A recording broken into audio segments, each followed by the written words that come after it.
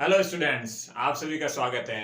दोस्तों, हम लोग वर्ल्ड ज्योग्राफी में महाद्वीपों के बारे में अध्ययन कर रहे हैं। हम लोगों ने एशिया महाद्वीप और अफ्रीका महाद्वीप को पूरा पढ़ लिया है। पिछले वीडियो में हम लोगों ने उत्तरी अमेरिका में जो जो भौगोलिक स्थिति, पारिस्थितिकी या प्रादेशिक स्थिति थी, इसके अलावा पर्वतों और पठारों के बारे में बात की थी।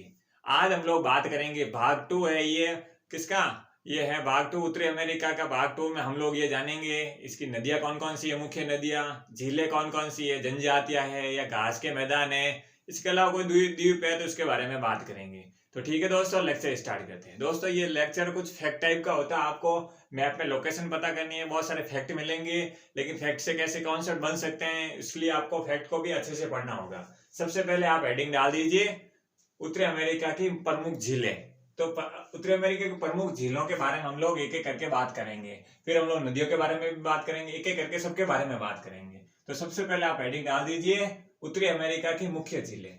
तो दोस्तों, इसमें मुख्य झीलों की बात करें तो सबसे पहले आप लोगों को ये 5 झीलें दिख रही है, 1 2 3 4 और 5। इसको मैंने इसको बड़ा करके भी बताया, जूम आउट किया है, ठीक है। तो सबसे पहले आपको लोकेशन पता होनी चाहिए कि भाई ये 5 झीलें, जिसे क्या बोलेंगे, कैनेडियन शील्ड की झीलें। कहां पर स्थित है ये? कनाडा में। तो कई कबार इसमें क्रम भी पूछ लेते हैं कि उत्तर से दक्षिण, दक्षिण से उत्तर, जो भी है आपको क्रम पूछ ले तब भी क्रम भी पता होना चाहिए। इसकी कुछ विशेषताएं हैं, उसके बारे में भी हम लोग बात करेंगे, लेकिन सबसे पहले उससे जरूरी है कि आपको मैप में लोकेशन पता होनी चाहिए। मैप में ये कुछ उसकी स्थिति कुछ कनाडा में इस प्रकार है, एग्जैक्ट आप मैप में देख सकते हैं, ठीक है। इसे क्या बोलेंगे, इन 5 नदियों को, सॉरी 5 जिलों को, इन्हें कहेंगे कैनेडियन शील्ड बोलेंगे। क्लियर हो गया? ये तो आपको समझ में आ गया होगा। अब हम लोग इसको जूम आउट में देखते हैं। इसको दोस्तों जूम आउट में देखेंगे तो आपको यहाँ पर 5 झीलें दिखेगी। 5 झीलों के नाम की बात करें तो सबसे पहले नाम है लेक बियर। लेक बियर मतलब जो झील है, क्या नाम है उसका? बियर, लेक बियर हो गई। दूसरे का नाम क्या हो गया? उत्तर से दक्षिण की ओर आए तो इसका क्रम भी, अगर क्रोनोलॉजी पूछ ले आपको, तब भी आपको पता होना चाहिए, क्योंकि दोस्तों ये इंपॉर्टेंट इसलिए है कि यहाँ पर जो ये झुंड के रूप में आगे हम लोग जो मुख्य झीलें, इसके अलावा सुपीरियर झीलें, इनके बारे में पढ़ेंगे। लेकिन अभी हम लोग इसको जूम आउट को एक्सप्लेन कर लेते हैं भाई इसका क्या मतलब है। अगर रेडियम सिटी की बात करें, आपको पूछ ले, वैसे तो आपको ऑनलाइन में पूछ सकते हैं, फिर भी आपको थोड़ा बेसिक आइडिया होना चाहिए। ये जो रेडियम सिटी है, किसका किससे संबंधित है? लेक बियर से। लेक बियर टोटल किसका भाग है? कैनेडियन शील्ड की झीलों का भाग है, ये पता होना चाहिए। दूसरे बाद में लेक स्लेव होगी। तीसरी कौन सी? लेक अथावस्का। क्या नाम है? अथावस्का। चौथी कौन सी होगी? Lake reindeer.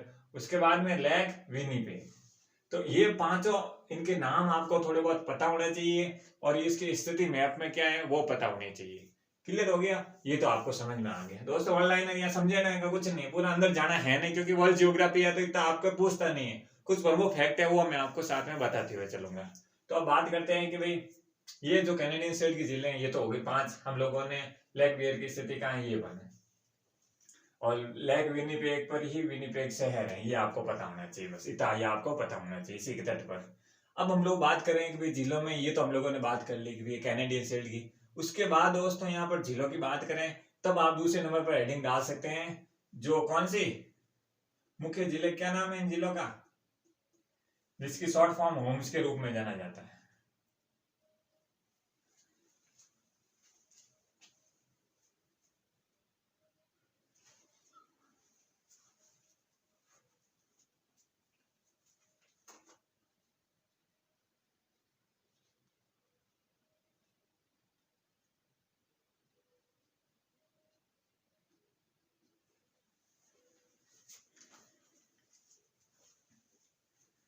इसके आगे दोस्तों बात करें तो आप आगे हेडिंग डाल दीजिए, जो महान झीलें या ग्रेट झील, ग्रेट लेक के नाम से जिसे जाना जाता है, वो कौन कौन सी झीलें हैं उसके बारे में आपको यहाँ पर, ये आपके उत्तरी अमेरिका है, ठीक है।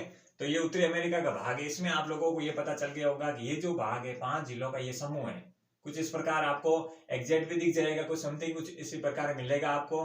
और इन झीलों को ग्रेट लेक्स बोलते हैं, यहाँ महान झीलें भी बोलते हैं। अगर आपको ग्रेट लेक्स झीलें किसे बोलते हैं और कौन कौन सी ग्रेट लेक्स में आती हैं, उसके बारे में इसका जूम आउट मैंने यहाँ बता रखा है कि भाई किस नदी का, किस झील का क्या नाम है, किन किन झीलों से ये मिलके बने हुए, किन कौन सी झील किसको जोड़ रही है, ये आपकी बात यहाँ पर होगी। दोस्तों फैक्ट है, मैप में आपको लोकेशन पता होनी चाहिए और इसके अलावा हम लोग देखेंगे कि भाई इनके मध्य कोई कोई विशेषता है तो वो भी देखेंगे। मैप में आप लोगों को दिख रही होगी ये 5 जिले, कुछ एक ये हो गई, ये दूसरी ये हो गई, तीसरी ये हो गई और चौथी, एक मिनट, ये हो एक 2 3 4 और 5।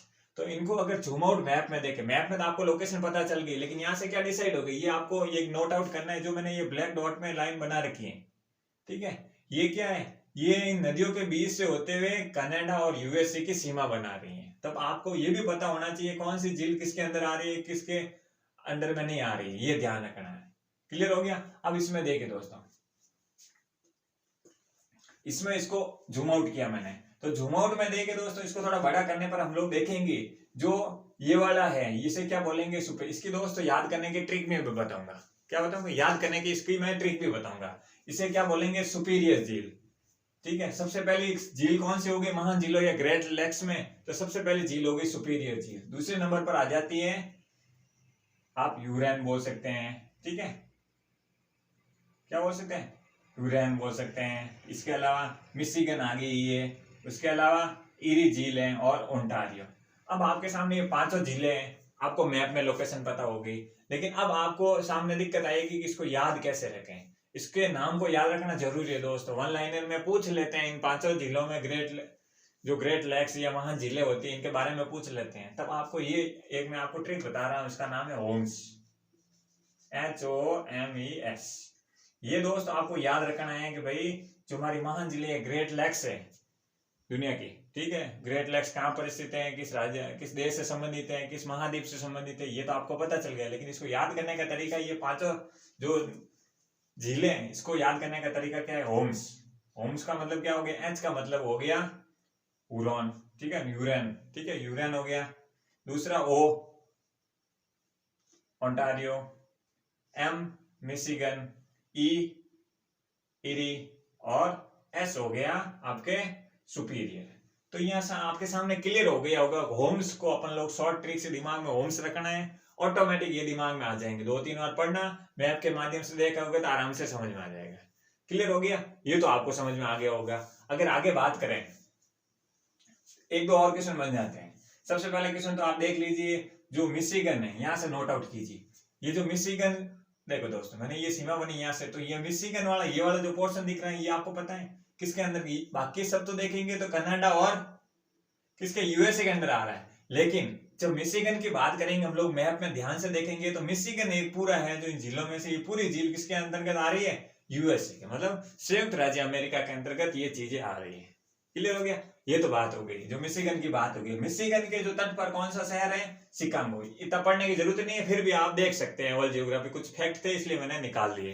तो बात करें मिशिगन की, तो मिशिगन जो शहर है जो शिकागो इसी मिशिगन के झील के तट पर है। क्लियर हो गया। अब ये बात आ जाती है सुपीरियर और हुरॉन झील को जोड़ने वाली, किसको, सुपीरियर और हुरॉन, ठीक है ना। सुपीरियर और हुरॉन को दोनों को झीलों को जोड़ने वाली कौन सी नहर है, तो यहाँ पर एक नहर का नाम है सू नहर। तो आपको पूछ ले कि सू नहर किस किस को जोड़ रही है, किन 2 झीलों को या किन को जोड़ती है, तब आपके दिमाग में यही आनी चाहिए, सुपीरियर और हुरॉन झील दोनों को जोड़ने का काम कौन करती है, सू नहर। उसका नाम क्या है, सू नहर है। क्लियर हो गया, ये तो बात होगी। यहाँ से ध्यान देख सकते हैं, इसको यहाँ भी देख सकते हैं, यहाँ भी, इसको मैंने थोड़ा बड़ा किया है यहाँ समझाने के हिसाब से। तो ये तो आ गई सू नहर की। अब हम लोग एक और आ जाता है कि भाई जो वेलेंट नहर है किन 2 झीलों को जोड़ रही है, तब आपको ये पता होना चाहिए ओंटारियो और इरी। ओंटारियो और इरी झील को जोड़ने का काम कौन करती है, वेलेंट नहर। और सू नहर काम क्या है, सुपीरियर झील और हुरॉन झील को जोड़ने का काम कर रही है। ये आपको समझ में आ गया होगा। इसके आगे अगर बात करें तो दोस्तों जो वेलेंट नहर का शहर का जो एरिया है, यहीं पर क्या कौन सा जलप्रपात है, नियाग्रा जलप्रपात। अब हम लोग नियाग्रा जलप्रपात के बारे में बात करते हैं तो वो यहाँ पर है। क्लियर हो गया, ये आपको समझ में आ गया होगा, इतना आपको क्लियर हो गया। अब हम लोग आगे आ जाते हैं, इनकी मैंने ट्रिक्स बता दी आपको, इसमें कोई दिक्कत होनी नहीं चाहिए दोस्तों। आगे आ जाइए दोस्तों, आगे हम लोग बात करेंगे जो कैलिफोर्निया प्रांत आ जाता है आगे, क्योंकि हम लोग अभी इसी के बारे में बात करें। तो कैलिफोर्निया प्रांत है, कहां पर है ये, आपको पता है कैलिफोर्निया का ये जो क्षेत्र कैलिफोर्निया प्रांत है, ठीक है। तो कैलिफोर्निया यहाँ पर क्या है, एक डेथ वैली। ये डेथ वैली आपको अगर पूछ ले तब आपको ये पता होना चाहिए कैलिफोर्निया प्रांत में है ये कौन सी, क्या नाम है, डेथ वैली। ठीक है, ये आपको डेथ वैली के बारे में पूछ ले तो यहाँ क्लियर हो जाएगा। इसके अलावा दोस्तों आपको ये भी पता होना चाहिए जो सेंट लॉरेंस नदी है वो किस झील से होकर निकलती है। तो यहाँ पर मैंने दोस्तों यहाँ ये चीज बताई है, ये आपको पता है ये कौन सी झील है, ओंटारियो झील से सेंट लॉरेंस। नदियों के बारे में हम लोग पढ़ेंगे लेकिन ओंटारियो झील से सेंट लॉरेंस नदी निकलती है, बस इतना आपको पता होना चाहिए। आज के वीडियो में दोस्तों सारे फैक्ट मिलेंगे क्योंकि यहाँ पर कुछ समझाने का कुछ है नहीं, बस मैप में आपको लोकेशन बताते जाऊंगा, उसकी कुछ विशेषता होगी उसको बताते रहूंगा। क्लियर हो गया, ये आपको समझ में आ गया होगा। अब आप दोस्तों और हेडिंग डालने से पहले इसमें एक दो पॉइंट जो मैंने आपको डेथ वैली जो इसे क्या बोलेंगे, मर्त घाटी, हिंदी में क्या बोलेंगे, मर्त घाटी। जो हिंदी मीडियम वाला मैंने डायरेक्ट इंग्लिश ही बता दिया था, हिंदी में नहीं बताया, इसे क्या बोलेंगे, मर्त घाटी।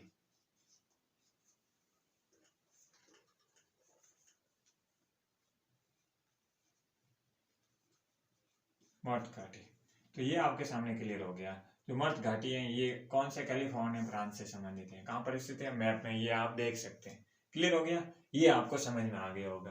अब आप आगे हेडिंग डाल दीजिए उत्तरी अमेरिका महाद्वीप की प्रमुख नदियां। नदियों को दोस्त हम लोग लोकेट करके फटाफट पढ़ लेंगे, कुछ विशेषता होगी तो उसके बारे में जरूर पढ़ेंगे। तो सबसे पहले नदी की बात करें तो आपके सामने नदी आती है यूक्रान नदी। कौन सी नदी है, यूक्रान नदी। यूक्रान नदी, यूक्रान नाम का एक पर्वत है यहाँ पर, उसी से निकलती है इसलिए इसका नाम यूक्रान पड़ा। अलास्का से होते हुए, बस आपको मैप में लोकेशन पता होनी चाहिए, बाकी कुछ नहीं। यूक्रान नदी है जो इसी नदी यहीं से आ रही है, यूक्रान पर्वत से या यूक्रान चोटी से होते हुए, अलास्का से होते हुए ये यूक्रान नदी की बात हो गई। इसके अलावा आपको दिख रही होगी मैकेंजी नदी। ये मैकेंजी नदी है, ये क्षेत्र कौन सा है ये आपको पता चल गया, ये कनाडा का है। ठीक है, तो कनाडा का क्षेत्र है मैकेंजी नदी। इसकी कोई विशेषता है, इसकी एक विशेषता आप ये ध्यान रखना, आपको कनाडा की सबसे लंबी नदी कौन सी है तब आपके दिमाग में मैकेंजी नदी आना चाहिए। क्लियर हो गया, ये आपके समझ में आ गया, मैकेंजी नदी कनाडा में या कनाडा की सबसे लंबी नदी है, ये आपको पता होना चाहिए। इसके अलावा कुछ ज्यादा नहीं देखना, आपको मैप में लोकेट करना है, बस फैक्ट है दोस्तों, ज्यादा कुछ समझने की चीजें है नहीं। अब कोलोराडो की जो नदी है, क्या कोलोराडो नाम की नदी है, ये भी कहाँ पर, यूएसए में बहती है। सबसे पहला पता होना चाहिए यूएसए में बहती है, ये कहाँ, कैलिफोर्निया की खाड़ी में गिर रही है, ये ध्यान रखना। कोलोराडो नदी है, यूएसए की है, यूएसए से होते हुए कैलिफोर्निया के खाड़ी में गिर रही है, ये आपको पता होना चाहिए। इसके अगर अगर आगे बात करें तो आपको एक रियो डो ग्रांडे नदी के बारे में मैंने आपको बताया था। ये जो दिख रहे हैं ये कौन सी नदी है, रियो डो ग्रांडे, जो किसकी सीमा बना रही है, यूएसए और मेक्सिको की सीमा जो बना रही है, ये क्या है, रियो डो ग्रांडे नदी है। इतना आपको पता नहीं, इसके बारे में मैंने पिछले वीडियो में आपको बताया था। ठीक है, अब अगर आगे बात करें, आगे हम लोग आ जाते हैं सेंट लॉरेंस नदी। सेंट लॉरेंस नदी है जो कहाँ से निकल रही है, ये आपको पता चल गया हो गया, ये कौन सी झील, ओंटारियो झील से होते हुए सेंट लॉरेंस नदी निकल रही है, बस इतना आपको ये पता होना चाहिए। इसके अलावा दोस्तों यहाँ पर एक आपको अपलेशियन पर्वत के बारे में मैंने पिछले वीडियो में बताया। तो अपलेशियन पर्वत में आप लोगों को देखिए, अपलेशियन पर्वत के बारे में हम लोगों ने पढ़ लिया, लेकिन अपलेशियन पर्वत से यहाँ पर छोटी छोटी नदियां निकल रही हैं। क्या क्या नाम है, एक का नाम हडसन नदी है, दूसरा पोटोमेक नदी है। ठीक है, तो हडसन नदी की बात करें, हडसन नदी अपलेशियन पर्वत से निकल रही है, ये पता होना चाहिए। कहाँ पर है, यूएसए में। इसकी कोई मुख्य विशेषता की बात करें तो हडसन नदी के तट पर न्यूयॉर्क शहर, जिसको अपन लोगों ने कोरोना के टाइम में खूब सुना होगा क्योंकि वहां पर एकदम तादाद में कोरोना के केस बढ़े थे, तो वो कौन सा क्षेत्र इसी नदी के तट पर है, हडसन नदी के तट पर न्यूयॉर्क शहर है। क्लियर हो गया, आगे अगर बात करें पोटोमेक नदी भी अपलेशियन पर्वत से निकल रही है, लेकिन इसकी अगर विशेषता की बात करें, अपन लोग वाशिंगटन डीसी के बारे में सुनते हैं, वाशिंगटन डीसी है जो इसी नदी के तट पर है, बस ये ध्यान रखना। आपको कुछ ज्यादा नहीं समझना है, आपको मैप देखना है, नाम देखना है, किस देश से संबंधित है, उसकी कोई विशेषता है तो पढ़नी है, नहीं तो कोई नहीं, वर्ल्ड जियोग्राफी में इतना मात्रा नहीं लगाना आपको।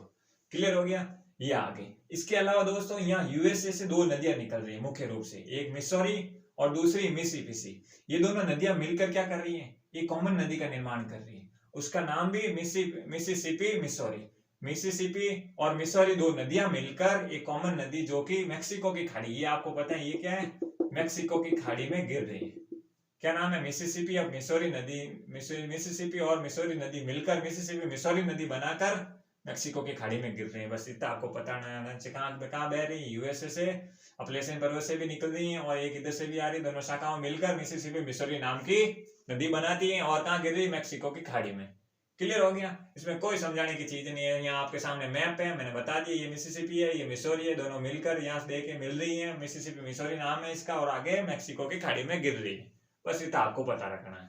यहाँ दोस्तों ये ग्रेट साल्ट लेक भी है, तो इसमें आपको ये पता होना चाहिए ग्रेट साल्ट लेक जो दुनिया के सबसे तीसरे नंबर पर लवणीय झील है। दुनिया की तीसरे नंबर की सबसे लवणीय झील है, क्या नाम है, great salt lake. Great salt lake कहां पर है, यूएसए में। तब आप बोलोगे कि भाई एक नंबर पर कौन सी है, तो एक नंबर पर दोस्तों तुर्की की वॉन झील है। क्या नाम है, तुर्की की वॉन झील। कहां पर है, तुर्की में। ठीक है, ये तो एक नंबर पर आ गई। ये तीसरे नंबर पर है ग्रेट, तो दूसरे नंबर पर है मर्त सागर। ठीक है, ये जॉर्डन आपने जॉर्डन के बारे में पढ़ा ही है, तो ये वहां पर है। ठीक है, इसके साथ एक देश की सीमा भी लगती है, तो आपको पता चल गया होगा। तीसरे नंबर पर ग्रेट साल्ट लेक, जो तीसरे नंबर पर सबसे लवणीय झील की बात करेंगे, तब हम लोग ग्रेट साल्ट लेक की बात करेंगे जो कि यूएसए में है। अगर पहले नंबर की बात करेंगे तो वॉन झील है जो कि तुर्की में है। इसके अलावा मर्त सागर की बात करेंगे तो वो जॉर्डन और एक देश की सीमा है, उसके पड़ोसी देश मुख्य रूप से जॉर्डन में पड़ता है। क्लियर हो गया, ये आपको समझ में आ गया होगा। इसके अलावा दोस्तों कुछ पॉइंट बच रहे हैं, उसको भी देख लेते हैं। अगर बात करें दोस्तों, यहाँ आपके सामने ये अमेरिका के ही यूएसए का ये पार्ट है कि क्या नाम है इसका, हवाई द्वीप। हवाई द्वीप पर यहाँ पर सवाल बन जाते हैं, इसलिए दोस्तों एडिशनल इसको ऐड कर देते हैं। हवाई द्वीप की बात करें तो हवाई द्वीप की बात करें, ये यूएसए का पार्ट है, ये पता होना चाहिए। फिर यहाँ से दो ज्वालामुखी है, एक तो मोना लोआ और एक किलायू। इन दोनों में एक ही डिफरेंस है, एक ये ध्यान रखना है, मोना लोआ ज्वालामुखी है जो सबसे बड़ा ज्वालामुखी है। ठीक है, एक तो बात इसकी मोना लोआ की होगी। किलायू ज्वालामुखी है जो सबसे सक्रिय ज्वालामुखी है। एक तो सबसे बड़ा ज्वालामुखी है, सक्रिय की बात नहीं हो रही है, और एक बात हो रही है जो सक्रिय है, मतलब अभी भी एक्टिव है, कभी भी ज्वालामुखी उद्गार लगातार होते रहते हैं। तो वो कौन सा ज्वालामुखी है, किलायू। जैसे जैसे दोस्तों मैं साथ साथ आपके बोल रहा हूँ, आप भी साथ में एडिशनल डालते रहे। क्लियर हो गया, ये तो बात कर ली हम लोगों ने, जो छोटी छोटी चीजें थी वो सारी डिस्कस कर ली। अब आप हेडिंग डाल दीजिए। एक चीज और बता दो, हेडिंग डालने से पहले जो घास के मैदान की बात करेंगे तो उत्तरी अमेरिका में एक ही फेमस जगह है, वो है प्रेरी घास के मैदान। प्रेरी घास के मैदान है जो कहाँ पर है, ये किसकी सीमाओं पर है, कनाडा और यूएसए की सीमाओं पर फैला एक बड़ा घास का मैदान है, जिसे शीतोष्ण घास का मैदान भी बोलते हैं। शीत प्लस उष्ण, शीतोष्ण घास का मैदान भी बोलते हैं। इसके अलावा दोस्तों इसे हम लोग किस नाम से भी जाने जाते हैं, विश्व की रोटी की टोकरी के रूप में भी जाना जाता है, क्योंकि दोस्तों यहाँ पर गेहूं की खेती का उत्पादन खूब होता है। इसे गेहूं की यहाँ स्थानीय रूप में या उत्तरी अमेरिका में इसे गेहूं की पेटी भी बोलते हैं। ये इन सब छोटी छोटी चीजों का आपको ध्यान रखना है। जो घास के मैदान है छोटे हैं, प्रेरी घास का मैदान किस देश से संबंधित है, किस महाद्वीप से संबंधित है, ये सारी चीजें आपको पता होनी चाहिए। ये आपके क्लियर हो गया प्रेरी घास का मैदान। इसके अलावा दोस्तों हम लोग देख लेते हैं यहाँ पर पाई जाने वाली प्रमुख जनजातियां। फैक्ट है दोस्तों, कुछ नहीं, बस मैं आपको लोकेशन बताऊंगा, आपको लिखना है, मैप में लोकेट करना, बस इससे ज्यादा कुछ नहीं करना। सबसे पहले बात करें एस्किमो जनजाति। एस्किमो जनजाति भी दोस्तों किससे संबंधित है, कनाडा में। बस कहाँ पर है, ये मैप में आपको लोकेशन दिख रही है, इतना आपको देखना।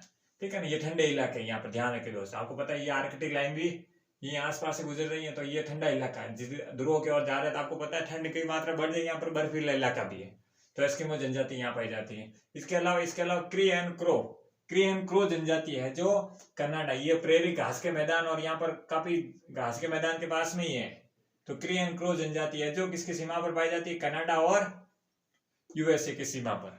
बस इतना आपको ध्यान रखना, कौन सी, क्री एंड क्रो। इसके अलावा दोस्तों जनजाति की बात करें, जो मैंने ये कोष्टक करके ये क्रॉस करके स्टार के रूप में ये जनजाति है, अपाचे जनजाति। अपन लोग गाड़ी के बारे में सुनते हैं अपाचे, तो ये अपाचे जनजाति है, ये कहाँ पाई जाती है, ये भी यूएसए में। बस इतना आपको पता होना चाहिए, ये अपाचे जनजाति है जो यूएसए में पाई जाती है, इतना आपको ध्यान रखना।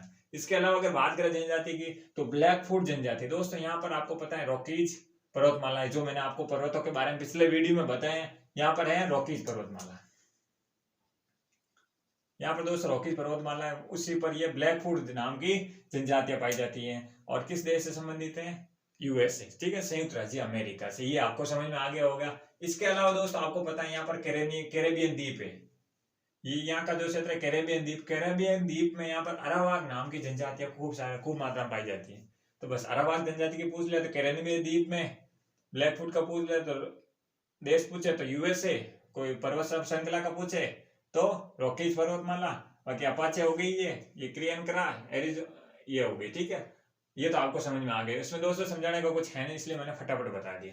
आगे आप हेडिंग डाल सकते हैं अफ्रीका उत्तरी अमेरिका महाद्वीप के प्रमुख मरुस्थल। प्रमुख मरुस्थलों में दोस्तों 2-3 मरुस्थल है, उसके बारे में बात कर लेते हैं। सबसे पहला मरुस्थल है मोजावे या मोहावे बोलते हैं इसे। ये कहाँ पर स्थित है, पहले आपको पता होना चाहिए मैप में लोकेशन कुछ यहाँ पर है। ठीक है, आप एग्जैक्ट लोकेशन मैप में देख सकते हैं, आपके पास मैप होना चाहिए अगर जियोग्राफी पढ़ रहे हैं तो आप।